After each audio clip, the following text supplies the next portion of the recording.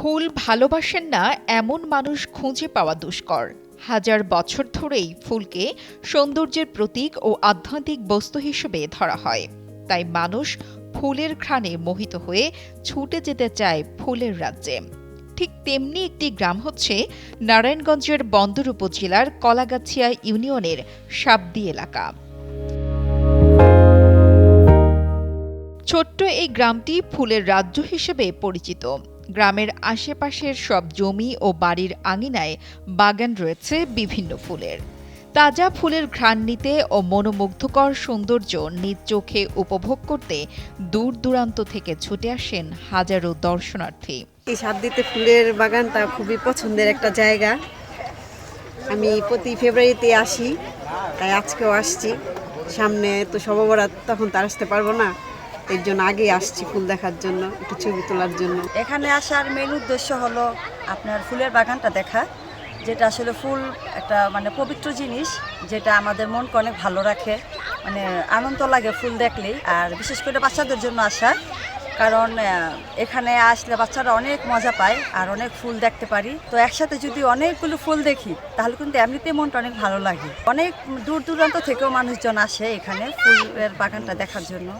তো এই জন্যই আসলে আসা আমাদের। শীতকাল শেষের দিকে, বসন্তকালের শুরু, তো এখন বিভিন্ন ধরনের কালারফুল ফুল ফুটবে, দেখতেও সুন্দর লাগবে, তাই সুযোগ করে একটু আসা। একটা কথা আছে না যে চোখের সৌন্দর্য মনের সৌন্দর্য, ওইটার কারণে যে চোখ দিয়ে দেখি ভালো লাগে, সুন্দর লাগে, ওইটার জন্যই আর কি আসা হয় এখানে। অন্যান্য বারের ন্যায় এবারও আসছি, অনেক ভালো লাগে, মনটাও ভালো লাগে, ফুল প্রাকৃতিক পরিবেশ।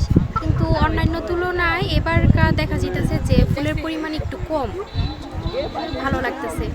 স্থানীয় চাষিরা বলছেন, বন্দর উপজেলার বিভিন্ন এলাকার প্রায় ৮০ হেক্টর জমিতে চাষ হচ্ছে গাঁদা, গ্লাডিওলাস, চেরি, চন্দ্রমল্লিকা সহ নানা জাতের ফুল। মাঠের পর মাঠ এসব ফুলের দৃশ্য দেখে চোখ জুড়িয়ে যায়। তবে রমজান মাস চলে আসার কারণে চাষিরা কিছুটা দুশ্চিন্তায় রয়েছেন। দিবসগুলো চলে এলেও এখনও পরিপূর্ণভাবে ফোটেনি ফুল, ফলে কেউ কেউ লোকসানেরও আশঙ্কা করছেন। ফুল গড়া দিলে ভালোই হয়, ভালো হলে যে সঙ্গে বেচা কিনি করবো, এর সঙ্গে তো দর পাইতাম না। সামনে রমজান মাসাইত আছে, তো ওখানে যাওয়াই কিছু না, বেচা কিনি করি আল্লাহ ভরসা, আল্লাহ যদি দেয় আর কি। এবারকার পানি, জমির পানি শুকাইছে দেরি কইরা, সেই জন্য লাগাইতেও বনতে দেরি হয়েছে। বনতে দেরি হওয়াতে আমাদের ফুল এখনো ফুটে নাই পরিপূর্ণ মতো। আবার সামনে রোজা হিসাব পড়তেছে, রোজার মধ্যে ভালো করে ফুটবো, কিন্তু আমরা ওই ফুলগুলা বেশি সময় বিক্রি করতে পারতাম না। বিক্রি না করতে পারাতে অনেক ক্ষতি হইতে পারে।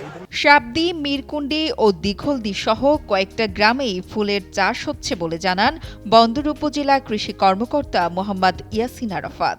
এটা হলো আমাদের বন্দর উপজেলা নারায়ণগঞ্জ জেলাধীন সাবদি এলাকা। এই এলাকার পাশে মিরকুন্ডি এলাকা আছে, আর এদিকে দিঘলদি আছে। এই ২-৩টা গ্রামে এখানে মূলত ফুলের আবাদ হয়ে থাকে। এবছর ৮০ হেক্টরের মতো ফুলের আবাদ হয়েছে।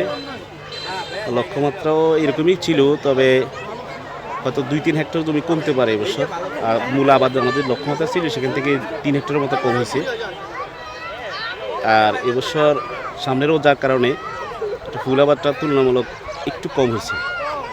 এর কারণ হলো রোজা আসে যাওয়ার কারণে প্রতি বছর যেহেতু রোজা 15 মোটামুটি 11 দিনের মতো আগে আসে। এই 11 দিন আগে আসার কারণে কৃষকের যে ফেব্রুয়ারি মার্চ মাসের যে টার্গেটগুলো থাকে, ওই টার্গেট মতো সময়ে কাভার হয় না, যার কারণে একটু ফলন তারা আবাদ কমাই দিয়েছে। এমনি সর্বোপরি ফলনটা ভালো হয়েছে, কারণ আবহাওয়া ভালো ছিল এবছর।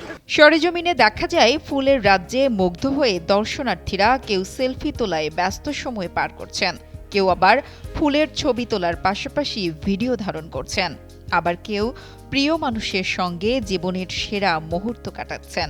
তরুণ তরুণীরা বর্ণিল সাজে যেভাবে সেজে এসেছেন, দেখে মনে হবে সাবদিতে ফুল উৎসব চলছে। নুসরাত জাহান কলি, কালের কণ্ঠ।